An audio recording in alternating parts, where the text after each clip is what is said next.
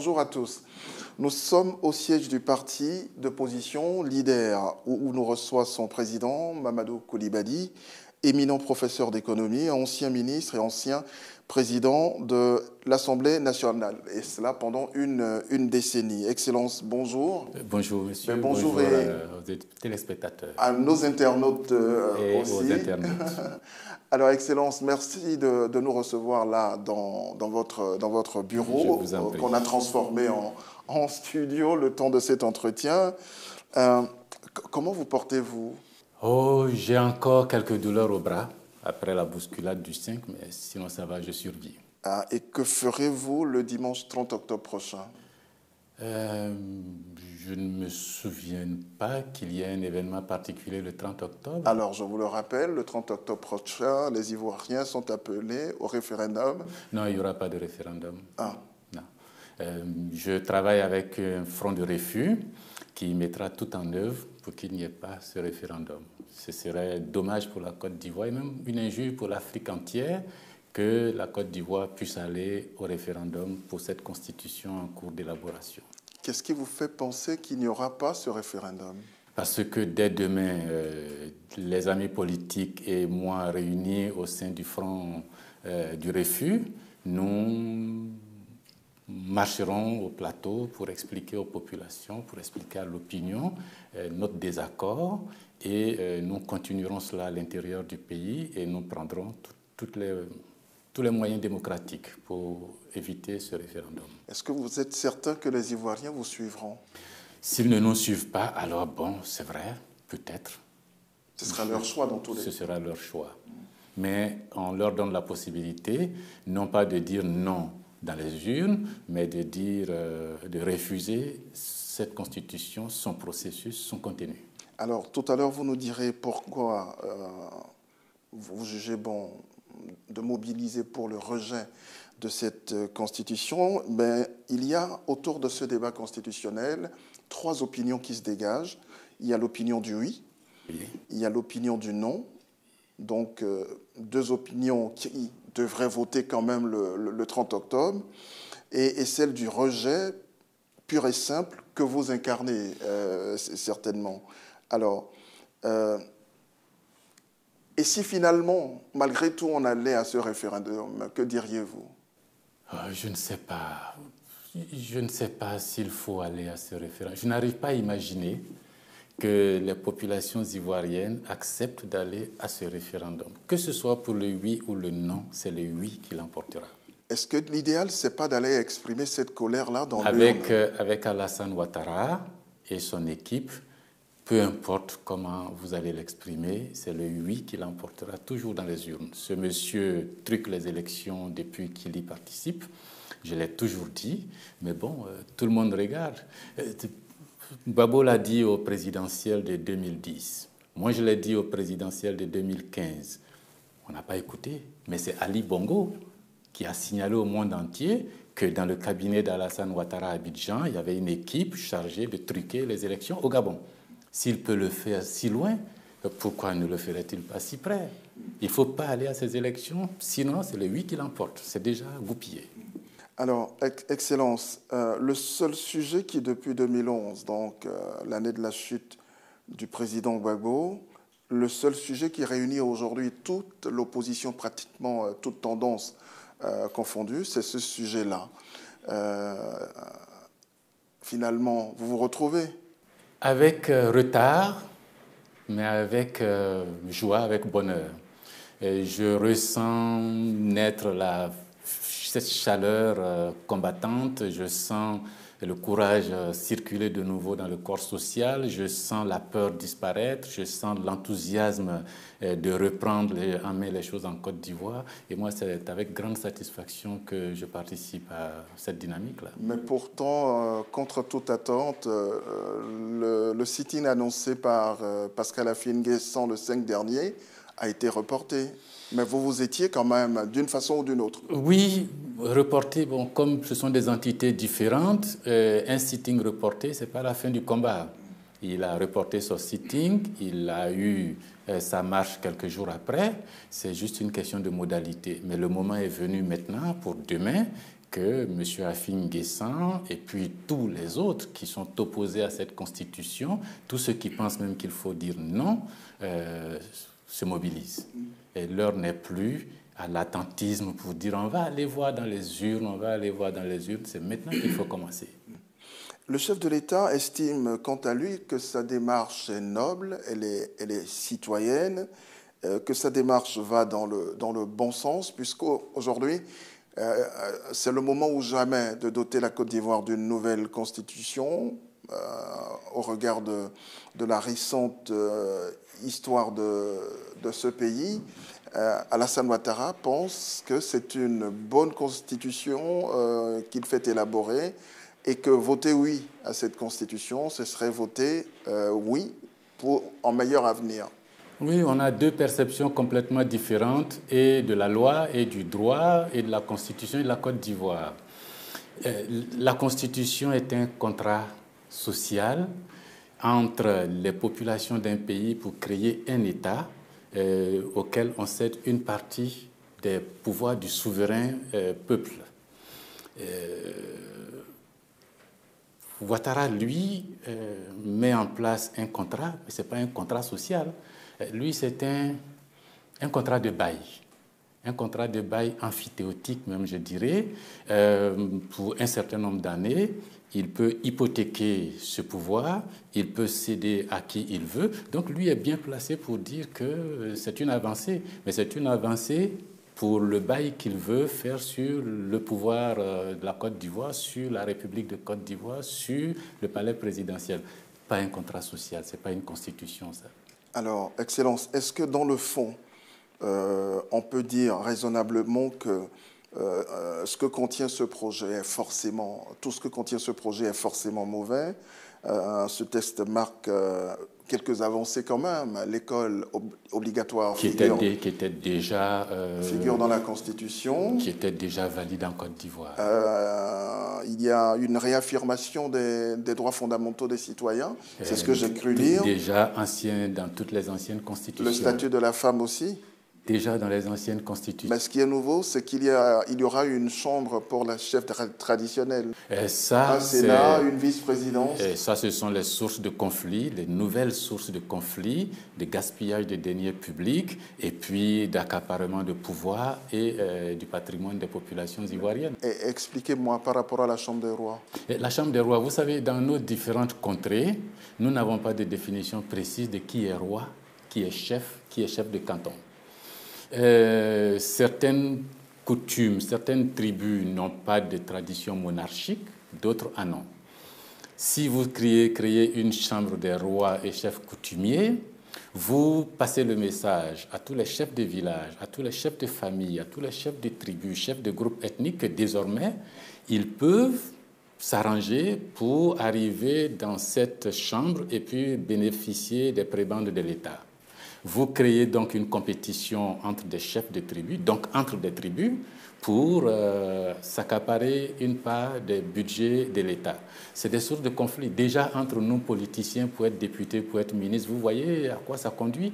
Vous transférez ces conflits politiques et idéologiques au niveau tribal et ethnique.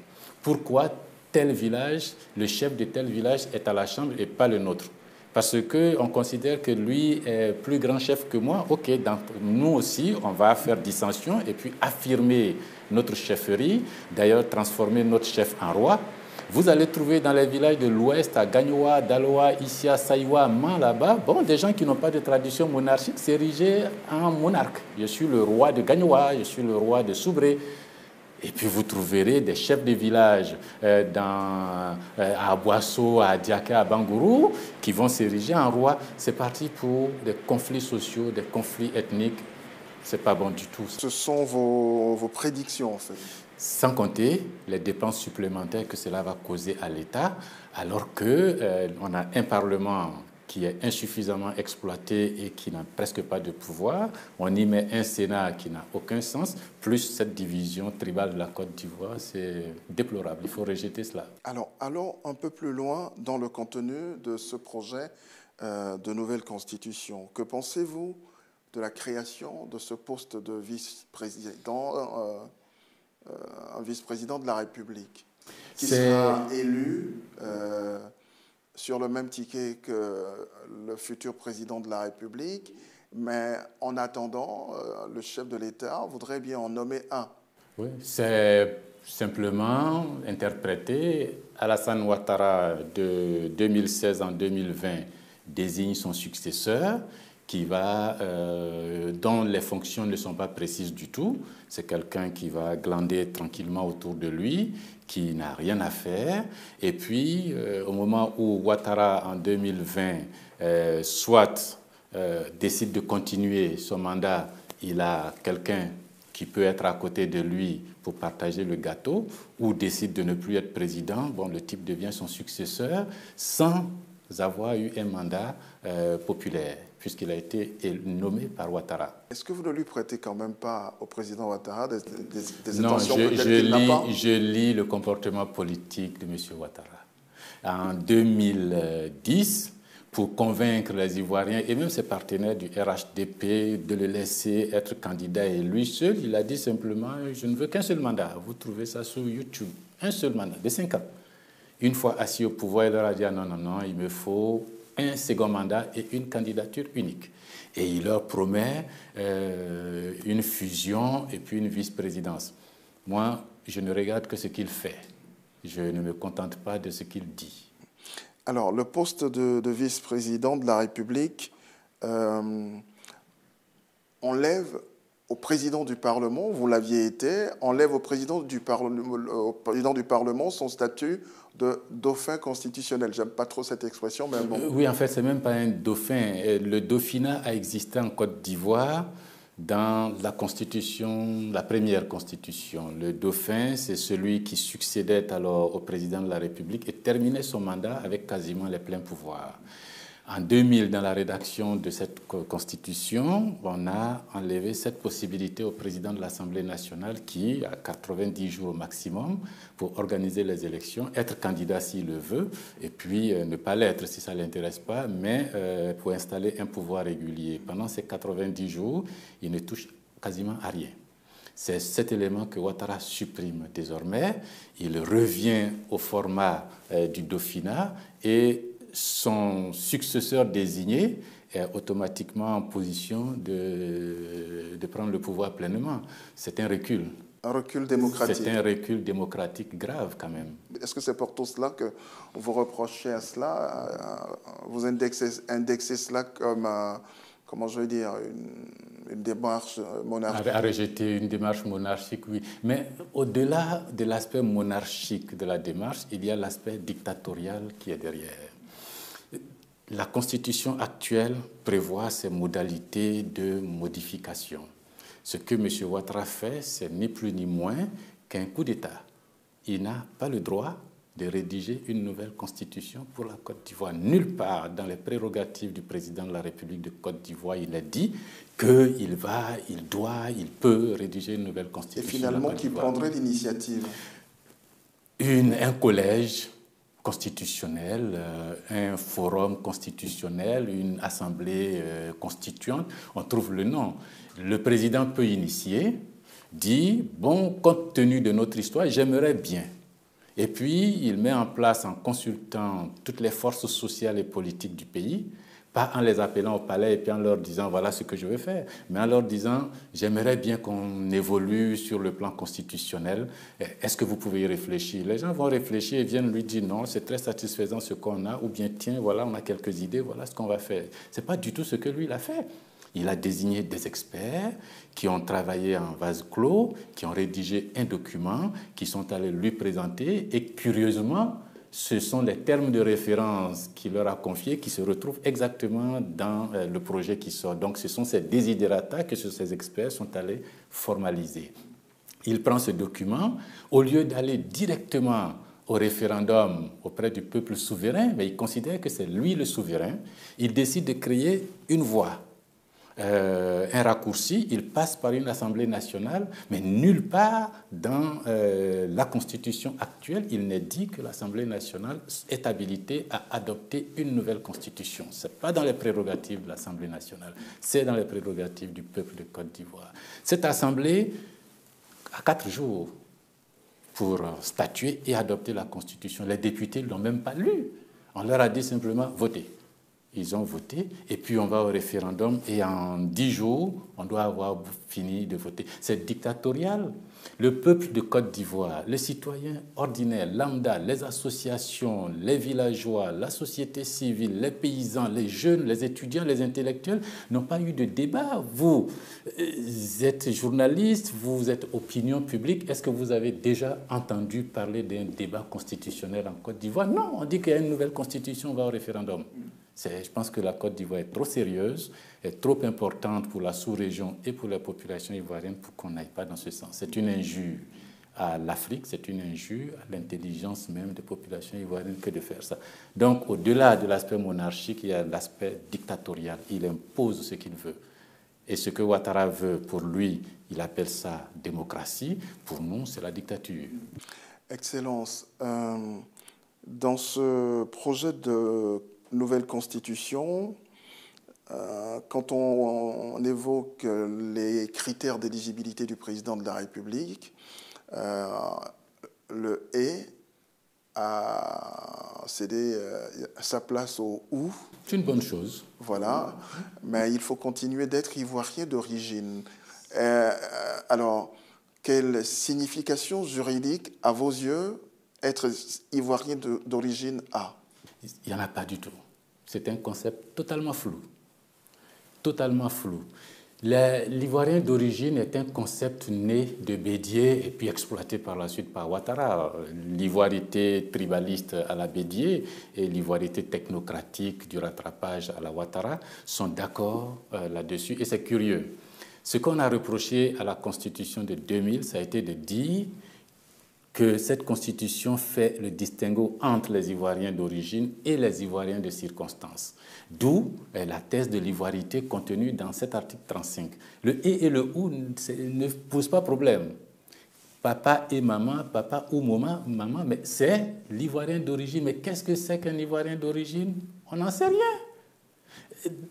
Les ivoiritaires, les profs d'université, les théoriciens de l'ivoirité qui ont forgé ce concept prétendument combattu par Ouattara, disent qu'un Ivoirien d'origine, c'est un descendant ou le descendant d'une des tribus qui étaient installées sur le territoire de Côte d'Ivoire au moment où le colon a décidé de transformer l'Afrique occidentale française en différents pays avec des dénominations différentes. Les tribus qui étaient là, leurs descendants peuvent être appelés comme Ivoiriens d'origine. Mais il y avait sur ce territoire de Côte d'Ivoire des Sénégalais, des Gabonais, des Béninois, des Burkinabés, des Maliens, des Togolais, enfin il y avait tout le monde. Ceux-là, on dit oui, c'est vrai qu'ils étaient là, ils sont Ivoiriens, mais ils ne sont pas Ivoiriens d'origine parce qu'il n'y a pas de tribu Wolof en Côte d'Ivoire, il n'y a pas de tribu Moussi en Côte d'Ivoire. C'est ce qu'on a appelé l'ivoirité. C'est ce qui a fait que l'Afrique de l'Ouest, le monde entier, s'est élevé contre nous pour dire « Ah oui, mais vous faites le distinguo entre ceux qui sont d'origine et ceux qui sont des circonstances ». Ouattara a combattu cela, il arrive au pouvoir et il nous rédige une constitution pour dire qu'il faut que l'un des parents soit ivoirien d'origine ou les parents même soient ivoiriens d'origine. C'est un mensonge qui est surpris là, hein? Parce que ça prouve une seule chose, que tout ce qu'il a fait comme crise, conflit, guerre, revendication contre l'État de Côte d'Ivoire au nom de l'ivoirité n'était que du bluff, puisqu'il vient de reprendre à son compte ce concept d'ivoirien d'origine. Il voulait être président, il a exploité les faiblesses d'un pays, il a exploité la tendance des Ivoiriens eux-mêmes à toujours se distinguer, tu es de quelle race, tu es de quelle région, tu es de quelle...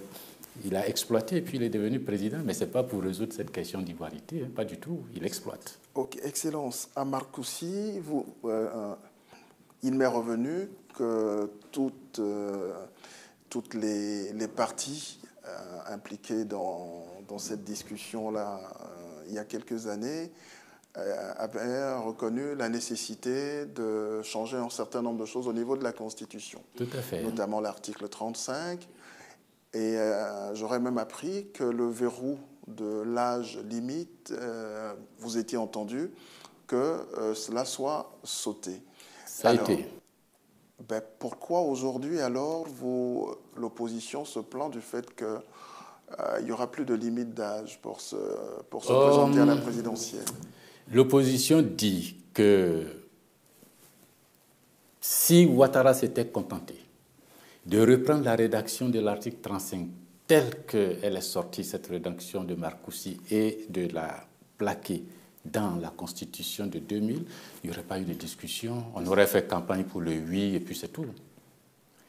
Mais il prend cette rédaction, il la met dans une nouvelle Constitution, il chamboule tout, il écrit une nouvelle Constitution. La limitation d'âge partie n'aurait gêné personne si l'accord de Marcoussis se limitait à cela. Mais on peut aller plus loin. Et cet accord de Marcoussis disait aussi qu'il fallait faire le désarmement. Si Ouattara tient tant à appliquer l'accord de Marcoussis, pourquoi il ne l'a pas fait? Il disait qu'il fallait mettre une armée nationale en place. Il a préféré transformer les milices du RDR en force républicaine de Côte d'Ivoire. Vous voulez dire qu'il y a il applique une armée nationale aujourd'hui? Non, il n'y a pas encore d'armée nationale. Non, non. Demandez aux policiers, aux militaires, aux gendarmes, non. Il y a ceux qui sont proches de Ouattara, qui ont les armes et le commandement, et puis il y a ceux qui ne sont pas proches de Ouattara ou soupçonnés pas proches de Ouattara, qui ont les corvées et sans les armes. Ce n'est pas une armée nationale, ce n'est pas une police nationale, ce n'est pas une gendarmerie nationale. Il avait été dit à Marcoussis que le président de la République puisse présenter son bulletin de santé. Très souvent, Ouattara ne le fait pas. Il avait été dit à Marcoussis que le président de la République ne continue pas d'être chef de l'État, président de la République, chef de parti, pardon. Ouattara continue de le faire. Il y a beaucoup de choses qui ont été dites. Maintenant, le nouveau texte, s'il est voté...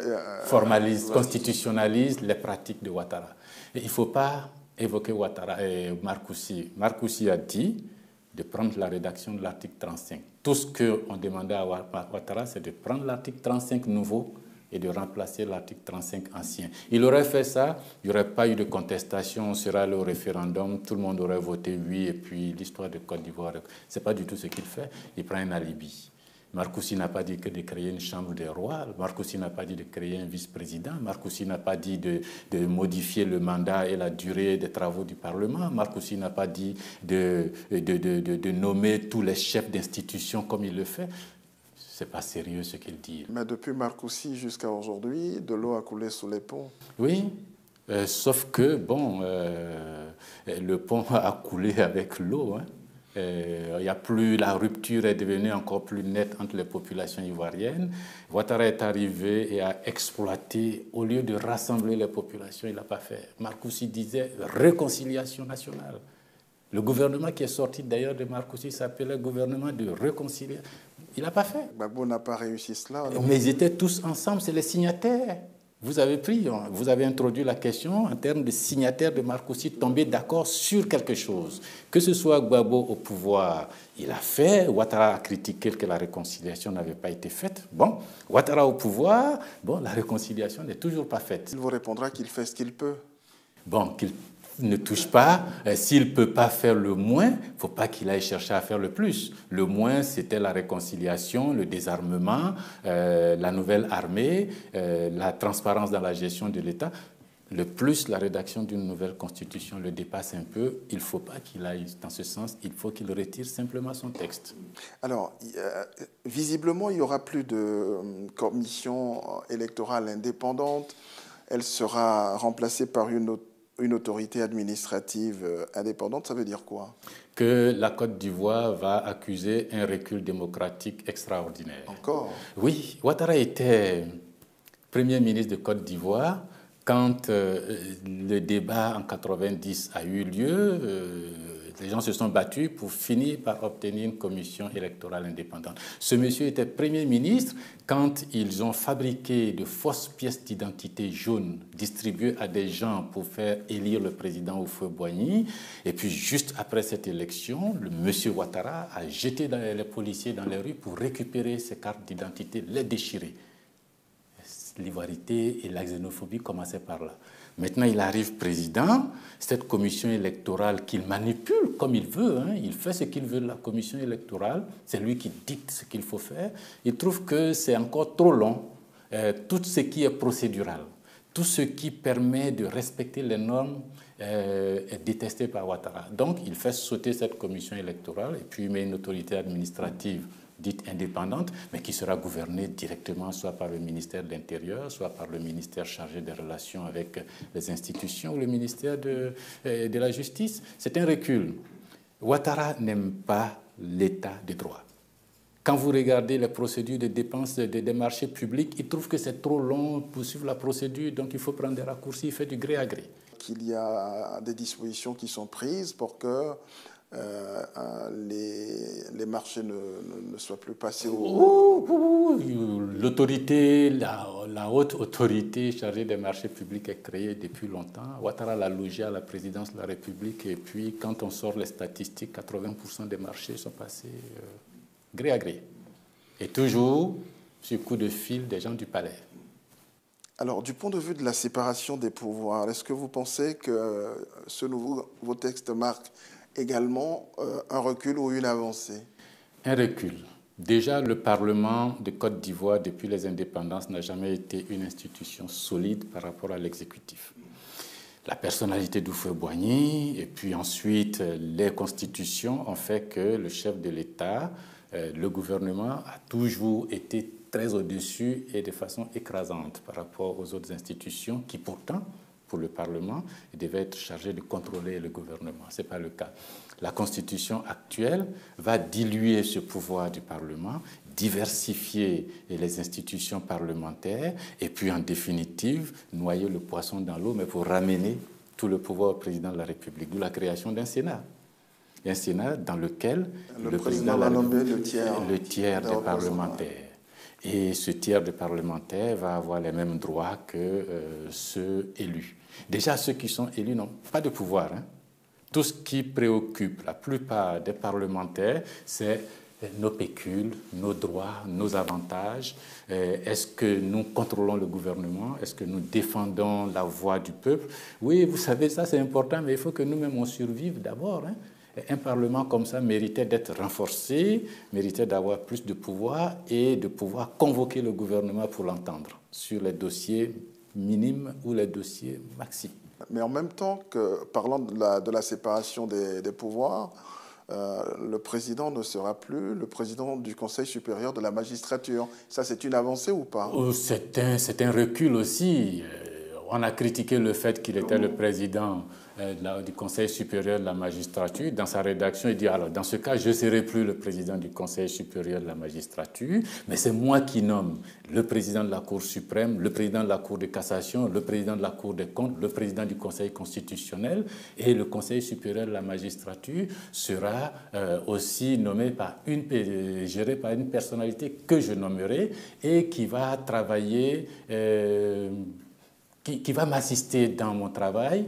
Et cette personnalité n'est pas désignée par le corps judiciaire, c'est moi qui désigne et je suis le garant du droit des juges. C'est encore catastrophique. Au lieu de donner plus de liberté à la justice, il reprend. Alors, je vais quand même revenir à ces divergences de vues, même si le sujet rassemble aujourd'hui l'opposition. Pascal Affi-N'Guessan appelle à un boycott. Vous dites le texte, il faut le retirer. D'ailleurs, il n'y aura pas de référendum. Il y en a qui disent non, on va se battre dans les urnes. La tendance Bamba-Mori-Ferré. Oui. Alors, finalement, qu'est-ce que ceux qui ne veulent pas de cette constitution devraient faire? Est-ce que vouloir boycotter la tenue du référendum, déjà vouloir boycotter le vote, est-ce que vous ne pensez pas que cela puisse se retourner encore contre l'opposition, qui déjà n'est pas au Parlement? Je pense qu'avec le temps, toutes ces tendances vont finir par se mettre d'accord sur l'option du rejet. Il n'y a plus beaucoup de temps pour mais vous verrez, ça pourrait aller très très vite. Regardez déjà la commission électorale. Ceux que vous avez cités qui sont autour et avec Bamba-Mori-Ferré sont pour la plupart des groupes d'opposition qui participent à la commission électorale. Le code électoral dit que les élections ici en Côte d'Ivoire, en règle générale, se déroulent avec un bulletin unique. La commission électorale propose cela au gouvernement et c'est le gouvernement qui dit à la commission électorale, non, pas question de bulletin unique, il va en avoir deux, et le oui et le non. Comme ça, les gens peuvent aller voter oui et puis nous ramener le non contre 10 000 francs. La commission électorale dit non et puis il y a une crise. Lorsque les partis politiques, la société civile, les religieux qui participent à cette commission électorale vont se rendre compte de la tricherie qui est en place. Les religieux, j'espère, n'accompagneront pas la tricherie. Les partis politiques, j'espère aussi, n'accompagneront pas la tricherie. On va finir par converger, je suis convaincu. Et on se parle. On va finir par converger vers un point pour dire, mais tout qu'on fait, le monsieur, il veut tricher, il n'a aucun respect pour aucune des institutions, il vaut mieux rejeter ce texte. Et si on vous demandait 3 raisons pour voter non ou rejeter ce projet, que répondriez-vous? Je répondrai d'abord que ce projet est né dans l'esprit d'un dictateur Ouattara. Pour ça, il faut rejeter. Ce n'est pas l'émanation d'une convention du peuple de Côte d'Ivoire. Deuxièmement, je dirais que par son contenu, il arrache les droits et les privilèges des populations pour les donner à l'État de Côte d'Ivoire présidé par Ouattara lui-même. Donc c'est dictatorial, il ne faut pas l'accepter. Troisièmement, il organise le pouvoir de façon monarchique et pour ça, il faut aussi refuser. Il faut refuser parce que c'est personnel. Refuser parce que c'est dictatorial, refuser parce que c'est monarchique. On ne cherche pas de règne maintenant, on cherche de la liberté en Côte d'Ivoire, on veut aller à la réconciliation, on veut aller à la paix. Et cette constitution-là, non seulement ne résout pas les anciens problèmes posés par l'ancienne constitution, mais vient aggraver la situation et les populations ivoiriennes ont intérêt à se réveiller. Elles ont intérêt à se réveiller. Ne dites surtout pas que nous, on est au village, on n'est pas concernés, c'est une affaire de vous, les politiciens. Non. Le texte de Ouattara dit que la terre de chez vous, vos terres coutumières, vos terres villageoises, vos terres ancestrales, seront désormais propriété de l'État, donc de lui, le chef de l'État, des préfets, des maires.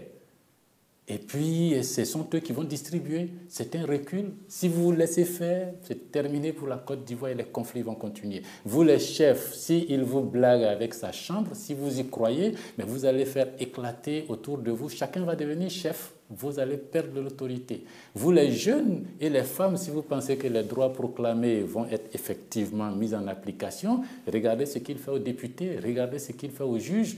Eux qui ont des droits bien écrits constitutionnels, ils ne les appliquent pas. Ce sont vos droits rédigés en une ligne là qu'il va appliquer. Nous avons tous intérêt à nous lever et à dire non à cette constitution, non à ce référendum et à la rejeter purement et simplement, immédiatement d'ailleurs.